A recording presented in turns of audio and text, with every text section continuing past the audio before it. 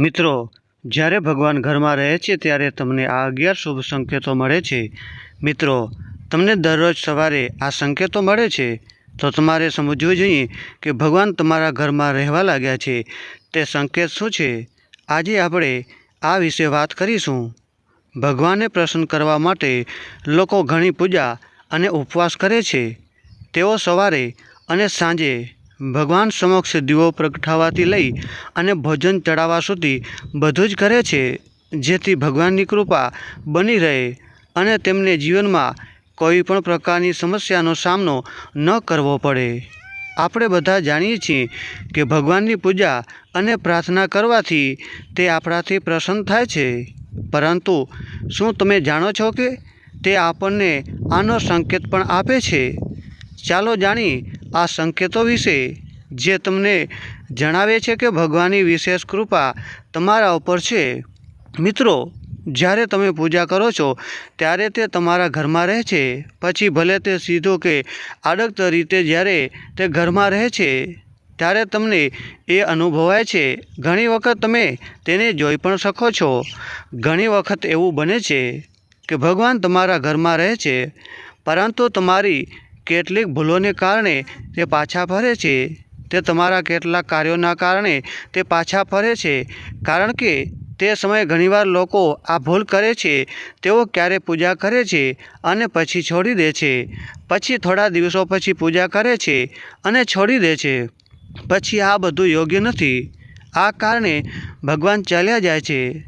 ત્યારે ક્યારેય આવું ન કરવું જોઈએ. ઘણા લોકો એવા છે જેમના ઘરમાં ભગવાન રહે છે, પણ તેઓ પોતે આ વાત જાણતા નથી અને તેઓ પોતે જ તેમનું અપમાન કરે છે અને એમ કહી અને પાછા મોકલી દે છે કે હું રોજ ભગવાનની પૂજા કરું છું, પણ છતાં મને ભગવાન કેમ દેખાતા નથી? તો તમારા આ બધા કાર્યો તમારા ભગવાનને ગુસ્સે કરે છે. તેથી જ આજે અમે તમને આ વિડીયોમાં તે સંકેતો વિશે વિગતવાર જણાવીશું, જેથી તમે પોતે જાણી શકો કે ભગવાન તમારા ઘરમાં આવ્યા છે. તો ચાલો જાણીએ તે સંકેતો વિશે. પરંતુ તે પહેલાં, જો તમે પણ ઈચ્છો છો કે લક્ષ્મી માતાનો આશીર્વાદ તમારા પર રહે, તો આ વિડીયોને લાઈક કરો અને ચેનલને સબસ્ક્રાઈબ કરો અને કોમેન્ટ બોક્સમાં જય લક્ષ્મી માતા અવશ્ય લખો. જ્યારે તમે સૂતા હોવ અને બ્રહ્મ મુહૂર્તમાં જાગો ત્યારે નંબર 1, દરરોજ તમારી ઊંઘ આ સમય ખુલે છે. તેમજ જો બ્રહ્મ મુહૂર્તમાં એવું કોઈ સ્વપ્ન દેખાય કે જાણે તમે મંદિરમાં પૂજા કરી રહ્યા છો, મંત્રો જાપ કરી રહ્યા છો, તો બ્રહ્મ મુહૂર્તમાં જોવા મળતા આવા સપના સવારે એ પણ એક સંકેત છે કે ભગવાન તમારા ઘરમાં છે. નંબર 2, જો તમને શંખનો અવાજ, મંત્રનો અવાજ, ઘંટનો અવાજ અથવા કોઈ નામ જેમ કે કોઈ તમને રામ રામ કહે છે, જો તમને એવો અવાજ સંભળાય છે, તો આ એક બીજો સંકેત છે જે તમને કહે છે કે ભગવાન તમારા ઘરમાં આવ્યા છે. મિત્રો, હવે નંબર 3, જ્યારે પણ તમે સવારે સ્નાન કરીને તૈયાર થાવ છો ત્યારે તમને એક અલગ સુગંધ આવે છે. તે એક વિચિત્ર સુગંધ છે જે તમારા ઘરમાં કોઈને પણ અનુભવાતી નથી. ફક્ત તમે જ અનુભવો છો.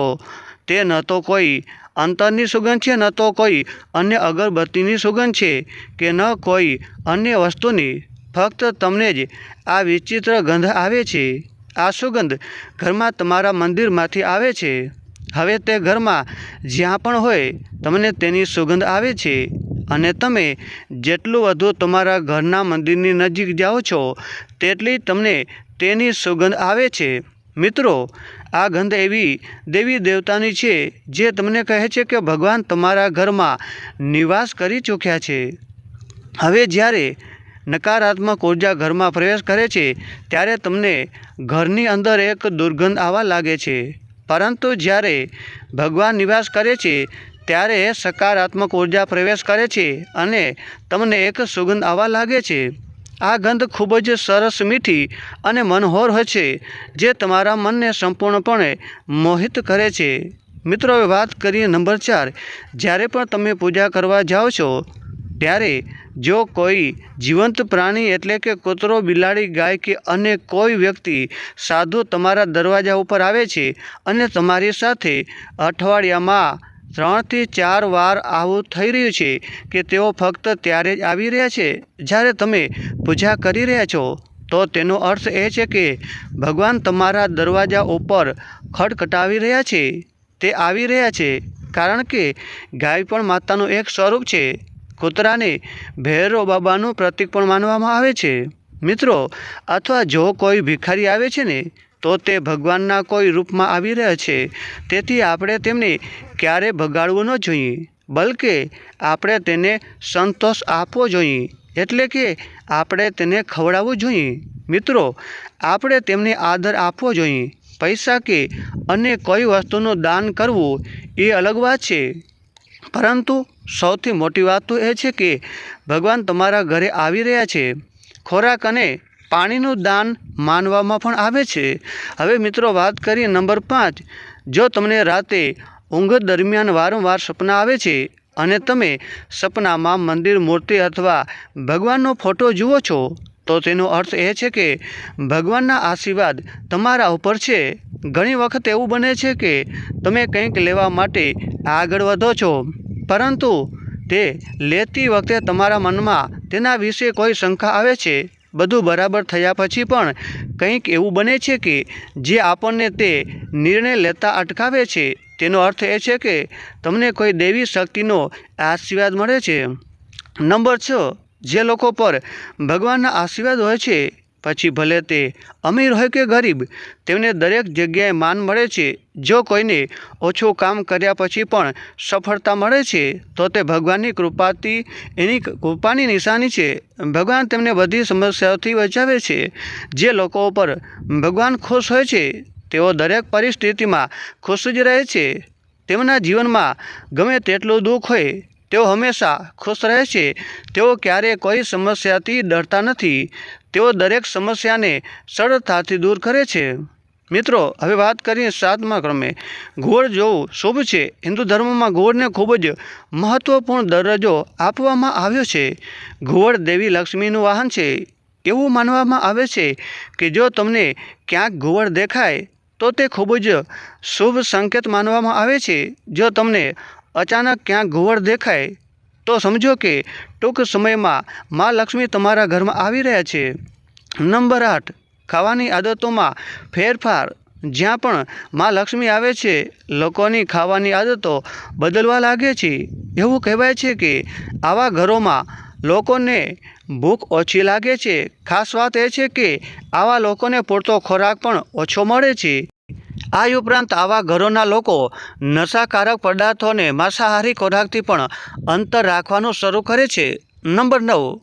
ધનની દેવી લક્ષ્મીને એ સ્વચ્છતા ગમે છે. મા લક્ષ્મી એવા ઘરોમાં રહે છે જે સ્વચ્છ હોય છે. આ ઉપરાંત મા લક્ષ્મીને સફાઈ માટે એ વપરાતી સાવરણી પણ ખૂબ જ ગમે છે. એવું કહેવાય છે કે જો તમે સવારે ક્યાંક જતી વખતે કોઈને ઘરની બહાર ઝાડુ મારતા જુઓ છો, તો તે ખૂબ જ શુભ સંકેત છે. નંબર 10. શંખનો અવાજ શુભ સંકેત આપે છે. હિન્દુ ધર્મમાં શંખને મહત્વપૂર્ણ સ્થાન આપવામાં આવ્યું છે. એટલું જ નહીં, શંખનો અવાજ પણ ખૂબ જ શુભ માનવામાં આવે છે.